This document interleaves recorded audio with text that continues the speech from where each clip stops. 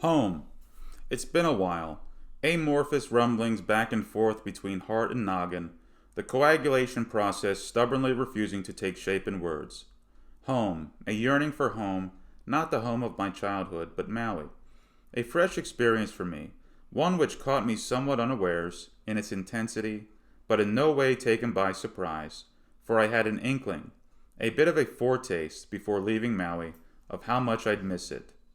But to the degree in which I find myself missing the Maui Ocean, I can only describe it as homesickness. I catch myself repeating the pattern of falling under the illusion that a few weeks, a few months, normally in the winter, each year in Hawaii, can energize and galvanize me to withstand the tedious doldrums waiting for me back on the mainland. After 2 months, those good vibes fade. Surprisingly, the tan remains 6 months later. Money, money, money. The damn logistics of living in the middle of the ocean, thousands of miles from anywhere, are such a pesky encumbrance. Money, money, money. More. More solves everything. I want more, and I want it now, and I want every experience to be as exciting as the first time. These are the dude's requests. But it fades. The good vibes fade, as the LSD trips fade, ennui and a warmed over general malaise settles in. This epistle will percolate in due time. I've lived a charmed life and continue to live a charmed life. At all the turns along the way where my life could have gone either way, into the abyss or onward, I pulled through. Resilient, tenacious, always persevering, the survival instinct finding a way. But what is equally true is I owe just as much to this gloriously capricious universe smiling on my existence and granting me an extended sojourn on Spaceship Earth. Cold, hard, good fortune, for there is no doubt through it all I'm enjoying the ride. Nevertheless, my soul is weary. I am spiritually exhausted. The insanity of the world, the insanity of the media, the insanity of the government, the insanity of the presidential race, the insanity of the corporate world, the insanity of organized religion, the insanity of every institution designed by man, the insanity of my invisibility to the average human animal. Rarely does insanity take on an hysterical countenance, and it is this lack of sensational theatricality which allows it to slip by so easily. It's predominantly undemonstrative and functional. People going to their jobs, food working its way through digestive systems unhindered, mattresses slept on each night for 8 hours with a standard deviation of an hour and a half. Generally speaking, insanity in its insidious soul lurks quietly behind the scenes, biding its time until it's tested, and it's only because it's recognized by the masses in its ecstatic demonstrative forms, verbal outbursts, berating a friend or family member, a milder but still destructive expression, and shooting up elementary schools or jerking off at a street intersection, I witnessed here, tending towards the more conspicuous forms of its expression. Hands are thrown in the air in a collective uproar when instances like these affect enough people to merit dissemination through the media. But what terrifies me is the calm, general functionality of insanity. I repeat myself and I digress, but nevertheless. The whole bewitching panoply of forces churning through the universe, heavens to Murgatroyd, it's a tough steak to chew through. I see the good, the beauty, babies laughing, dogs smiling, it's all in there too. But it's not trying to kill me. The pernicious forces of insanity, the power urge to control the unthinking masses by any mindfuck propaganda imaginable, the alliances the power urge forges with other forces, the hostility force, the herd mentality force, the keep up appearances force, the subterfuge force, forces riding piggyback, forces following in the wake of the momentum of the power and control forces, the greed and expansion force, pretense of one world harmony, we're all in it together force, good and evil, truth and falsehood, light and dark, ignorance and knowledge, just simply the urges of these forces, the urge to know, the urge to recoil from the unknown and to instinctively attack anyone who is possessed of the truth urge to uncover the dark, to uncover the unknown, the seeker urge, those blindly contemptuous of anyone who desires truth. Forces traipsing side by side, some hiding under the skirts of other forces. Forces upon forces, running all through time, and still the good and beatific gasping for air and existence in the ever-manifesting world. This free association is the best I can muster to express this. I stand in allegiance with every force for good, truth, light, kindness, in any and all of the aspects they take in the manifesting world. I am a sane man in an insane world. I know I'm not the only one. My struggle to assimilate to an insane standard is not evidence of a sickness in me. The reason I mention this here is that even though I no longer take this one seriously, as a kid growing up and even into my early 20s, living in the redneck, cracker asshole town I was raised in, without it being outright spoken, it was always implied that while I was having my teeth kicked in by my community, every time my survival instinct reared its head in defense of my immortal soul, why, Luke, it's imperative of you to adapt to our knuckle-dragging ways and assimilate the best you can, and any time you come up short of that, why, that's on you. How precious it was, and how it tickled me to no end. So much stupid, petty bullshit.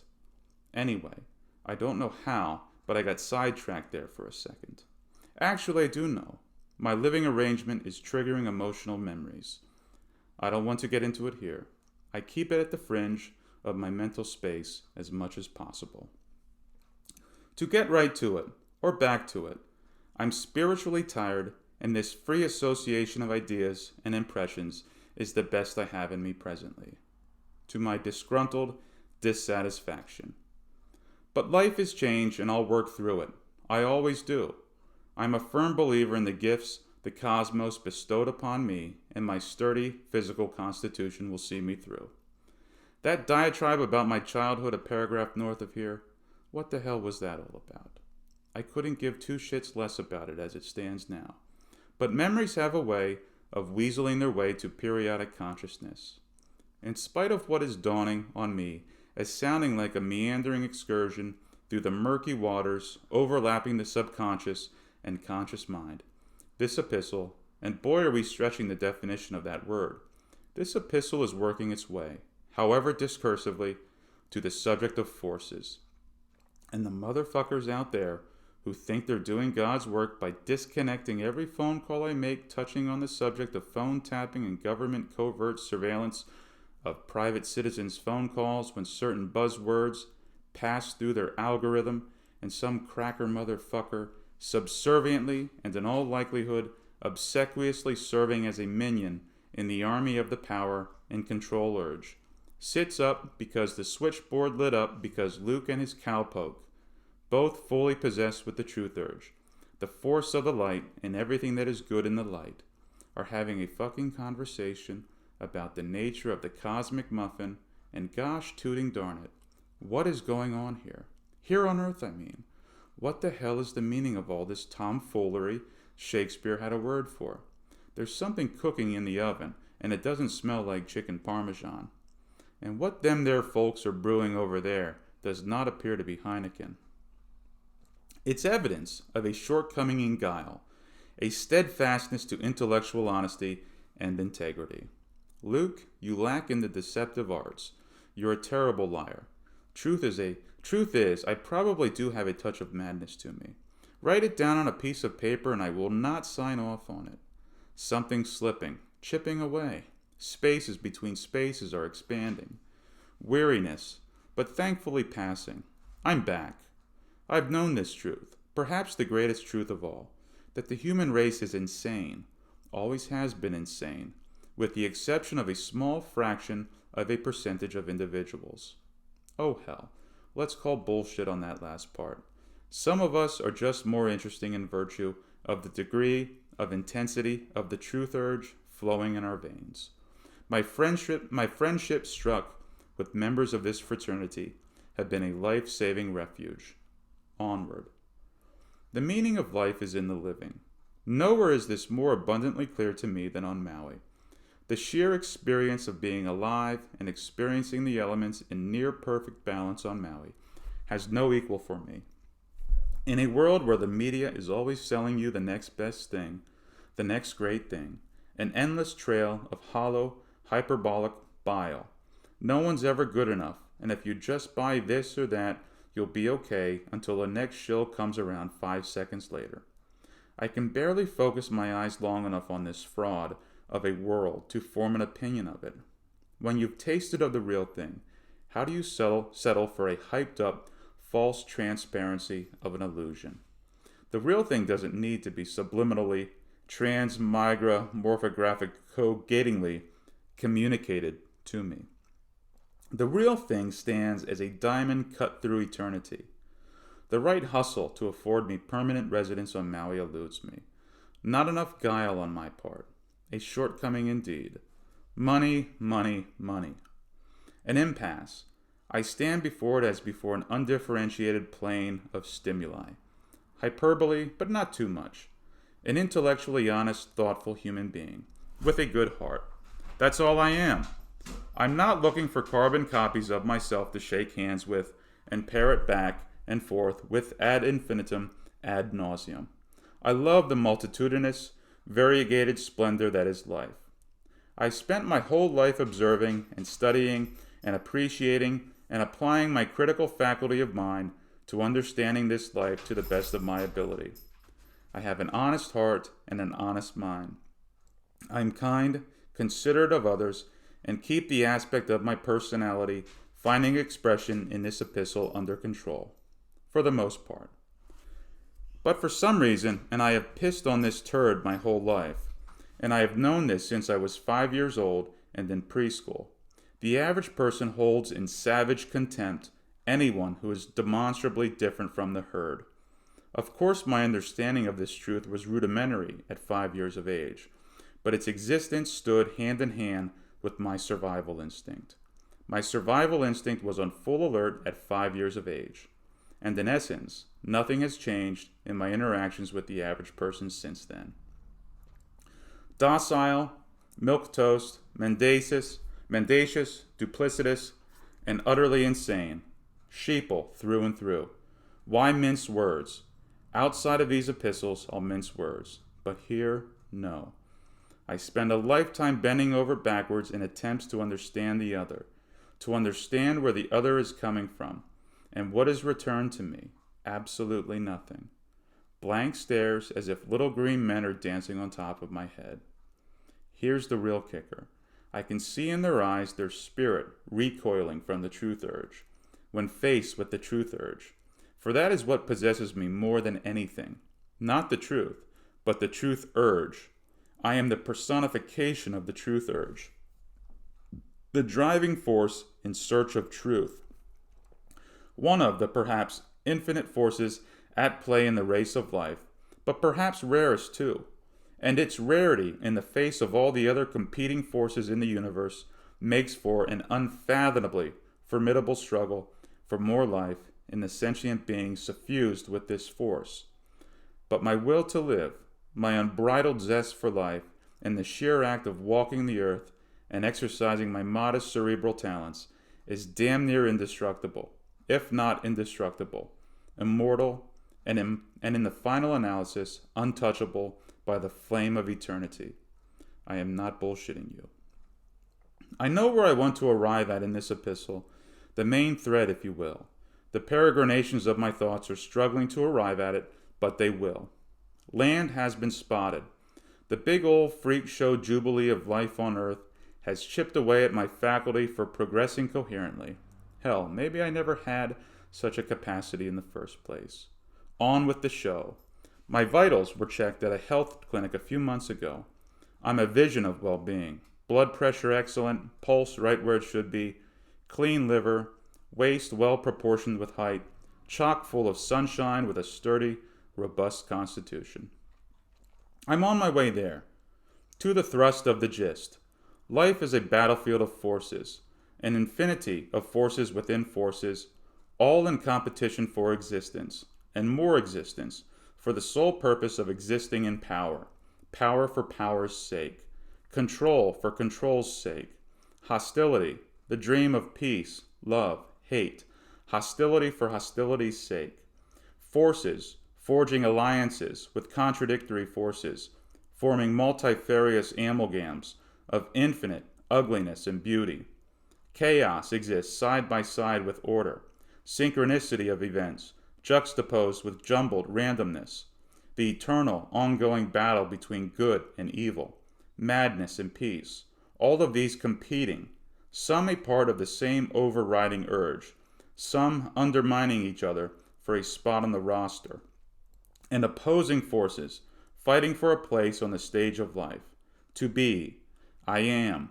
And in this crucible of life, the cauldron containing all the forces of life, residing just this side of the manifesting world, fighting its way to the front of the line like a bunch of Asians lining up to get on a bus. The greatest force is the power urge, and the power urge wants only to control. Control at all costs. Control by all means. Intimidation first, and if that fails, by physical force. Threat of death, jail, poverty, ostracization of any and all kinds if you don't go with the flow of the prevailing madness of the current power structure. If you don't go with the flow of the prevailing madness of the current power control structure. Of course, one of the power urge's greatest weapons for achieving its preeminence through control on the world stage is ignorance. How do you control people? Keep them ignorant. How do you keep them ignorant? Snuff out their faculty for critical thought. How? Diversion, misdirection, pandering, screens, passive engagement with the manifesting world through screens. The world comes at them through screens, phone screens, computer screens, TV screens, movie screens, lazy, passive, uncritical, sedentary. Convince them with the media machine that this next presidential race will be different from the last one. The new movie coming out this weekend will be better than last weekend's movie. This summer's new TV shows will entertain you more than last summer's shows. The newest app for your phone will be the greatest app ever. The new political commentary show will tie it all together for you in ways you never imagined. The latest self-help book will get you over the hump, filling in the gaps of the last book. And those people over there, their lives are better than yours, period. Sell, sell, sell. Get their asses in a seat in front of a screen. Any screen will do.